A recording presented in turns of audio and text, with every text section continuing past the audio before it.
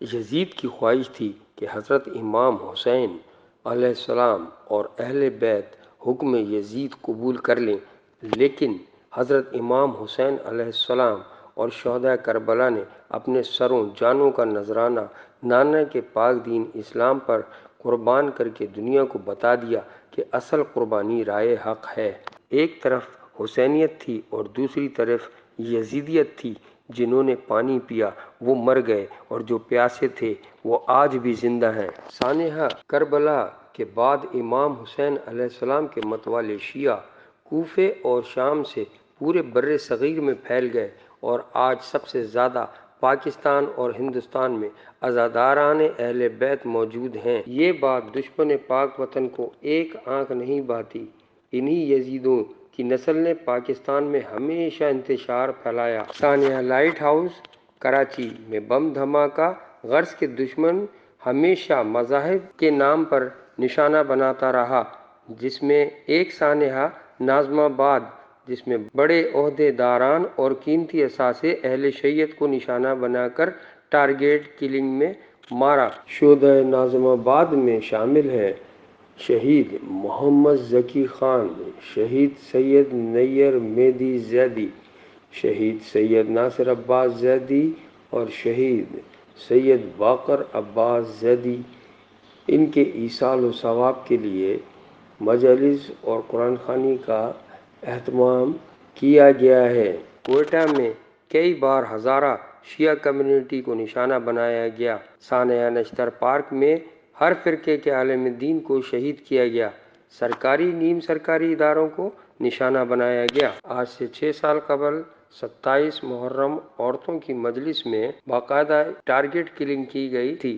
ان کی برسی کا اہتمام آج امام بارگاہ حسینیہ سجادیہ ناظم آباد میں منعقد ہوا، جس میں عزاداران اور غمخوار کی بڑی تعداد نے شرکت کی۔ ہمارے گھر پہ بہت عرصے سے 27 محرم کو ایک خواتین کی مجلس، سالانہ مجلس منعقد ہوتی ہے۔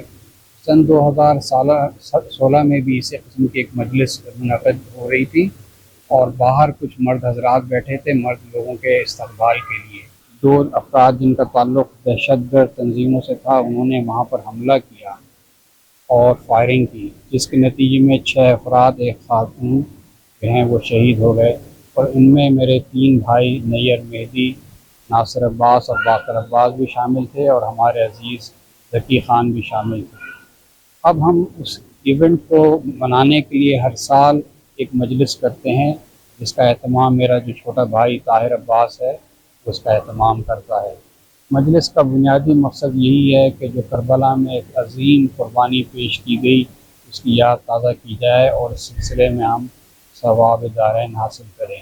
اور آج اس سلسلے میں شہنشاہ حسین نقوی صاحب خطاب کریں گے اور بہت سارے مومنین تشریف لاتے ہیں، جس میں قرآن خوانی بھی ہوتی ہے، اور پھر کچھ قرآن مجید کی تفسیر کا ذکر ہوتا ہے، اور بعد میں کربلا کے شہداء کے مصائب بیان کیے جاتے ہیں۔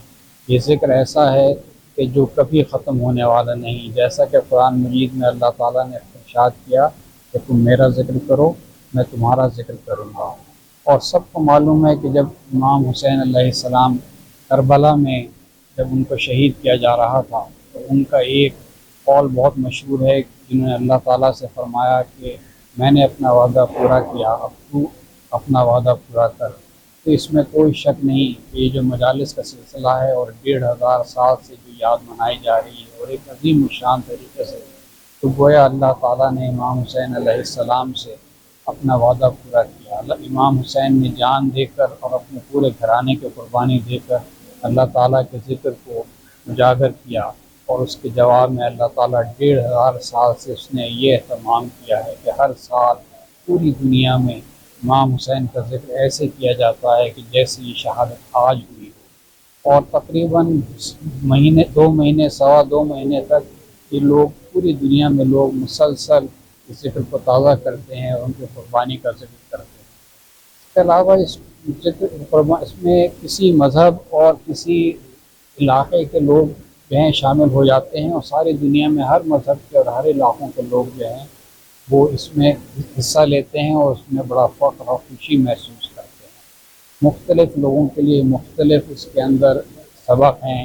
اس میں بہت ضعیف لوگ بھی تھے، 90 سال کے صحابہ بھی شریک تھے امام حسین کی جانب سے، جوان لوگ بھی شریک تھے، بچے بھی تھے، عورتیں بھی تھیں، اور اس کے علاوہ شہادتیں پیش کرنے کے بعد عورتوں نے اور رسول کے گھرانے قید و بند کی بڑی صعوبتیں بھی برداشت کی۔ کربلا جو ایک ریگستان تھا، آج ایک بہت بڑے شہر کی صورت میں موجود ہے، جہاں لاکھوں کروڑوں لوگ جو ہیں ہر سال زیارت کے لیے حاضر ہوتے ہیں اور امام حسین کو خراج تحسین پیش کرتے ہیں۔ جس جگہ ہم کھڑے ہیں یہ سجادیہ امام بارگاہ ہے، اور یہاں پر ذریعہ ہے، اور یہ ہماری یاد تازہ کرتی ہے امام حسین علیہ السلام کی جو شہادت ہوئی تھی کربلا میں 1400 سال پہلے، اس کی یاد تازہ ہے۔ اس میں جو ہے یہاں ذریعہ ہے، اور ذریعہ کے بعد پھر آپ کا خانہ کعبہ کا رکھا ہوا ہے، ٹھیک ہے۔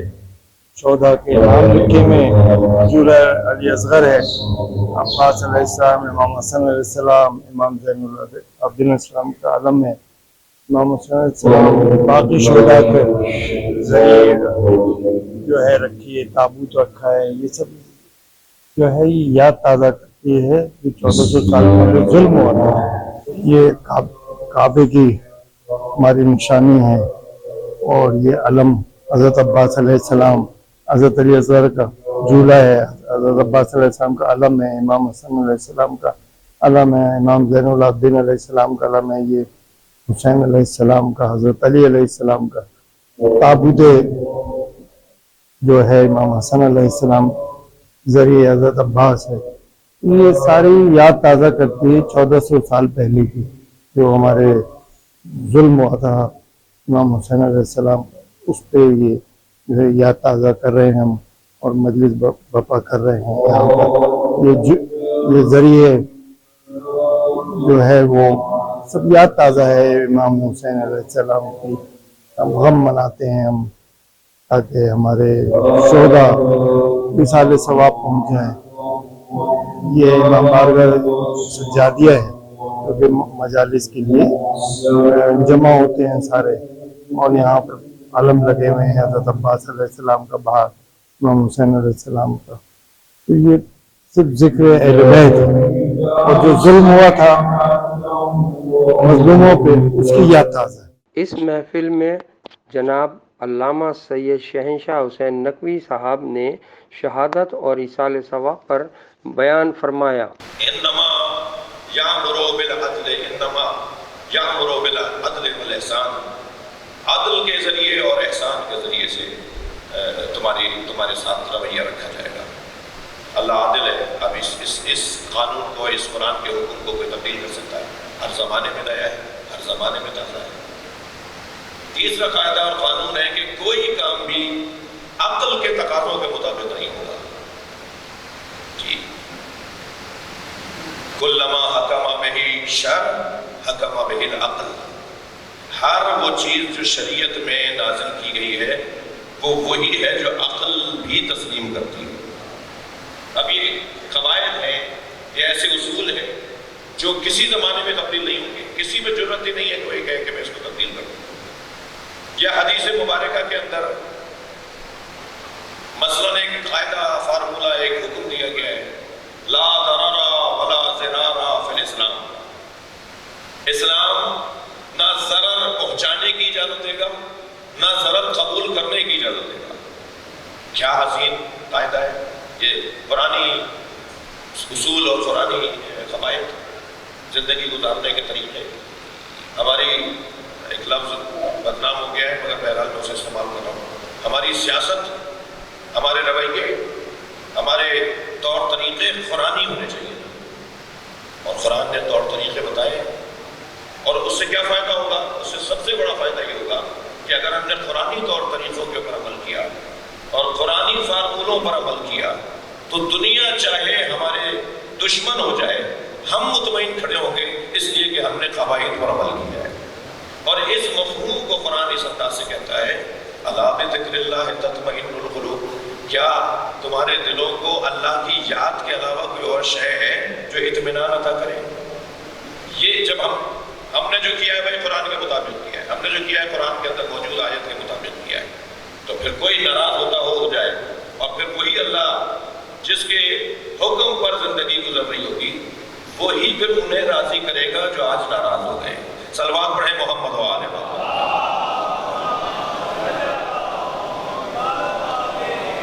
مجھے معاف کیجیے گا، میں نے بہت دیر لگا دی اس تمہید کو مکمل کرنے میں کہ قرآن قواعد اور فارمولوں اور اصولوں کی کتاب ہے، اور ہمیشہ ہماری رہنمائی کرتا رہے گا. جو کلام وہ اللہ کا کلام قرآن مجید. کبھی نہج البلاغہ پہ بھی اسی انداز سے بات ہو تو حسین باب بنے گا کہ ایسے قواعد دیے مولا علی نے. مثلا اگر اجازت ہے تو میں ایک قول سناؤں آپ کو.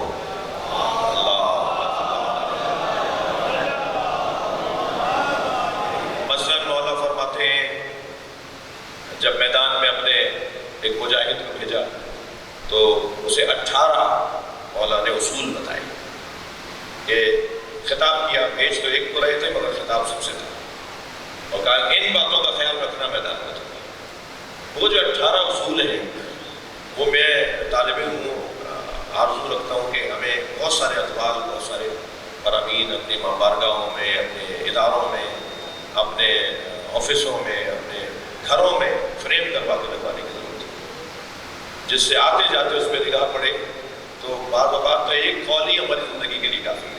بعد از نوحہ خوانی، فاتح خوانی، منقبت، سوز و سلام، مرثیے پڑھے گئے. اس موقع پر نیاز و نظر کا اہتمام بھی کیا گیا. عبادت کا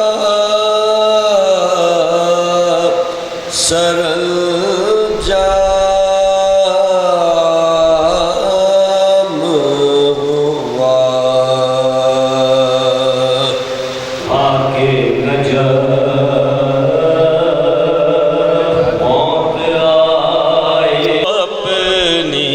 اصل کی جانب ہی پلٹاتی ہے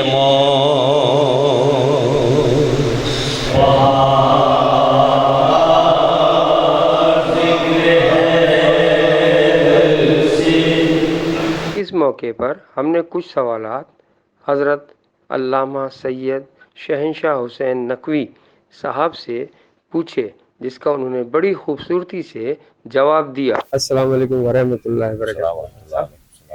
علامہ صاحب، یہ ہماری جو شہداء کے بارے میں یہاں پہ ایک تقریب ہوئی دعا اور